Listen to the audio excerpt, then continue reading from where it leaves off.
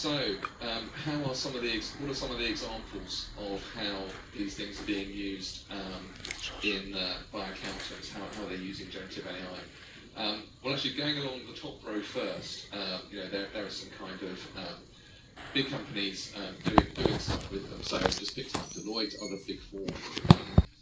And then there's the couple I've got on the bottom are a bit different. This is moving into kind of advisory work as opposed to processing work, and this is where it does get quite interesting. So the bottom left-hand side, you may have come across this company. They're called Tax on Demand, Todd. And what they are aiming to do is to build a large language model that is trained on the whole of the UK tax code and that gives reliable advice. They believe they can get over the hallucination issues. So it's currently in beta. There's a load of tax advisors kind of testing it and working with it. And obviously we'll see what happens. We'll see what comes out of it when the product is actually launched.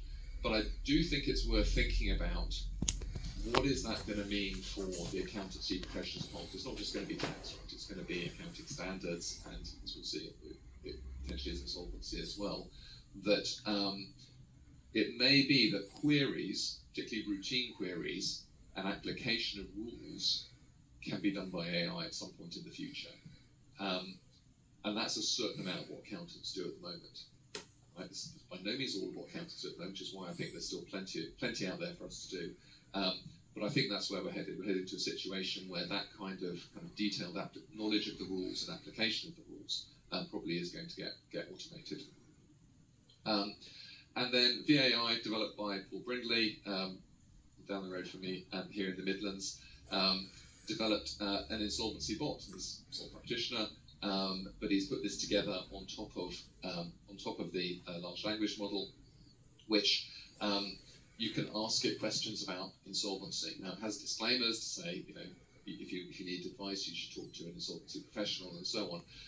But it does provide application of the rules to particular situations. So it can give some guidance saying, okay, if you're in this situation, that you're being sued for this amount of money, you haven't got these resources, and then it'll come back with, okay, so here's the steps potentially to make, here's the relevant rules, this is what you need to be thinking about. So it's on Midlands Business Recovery. Anyone's welcome, and Paul has told me, anyone's welcome to go and have a look at it, have a play with it, see what it is. Really, really interesting development, I think. And it's kind of a first step to give that kind of first line advice, but potentially we can see these things to develop. I could be a very own insolvency practitioner, given that sort of a professional who's passed through an AB. Yeah, I mean, I say the tool is very clear that this is a bot. This is indicative advice. You need to consult a professional if you want detailed advice, but it can provide that first line. So yeah, I think it's pretty clear about that.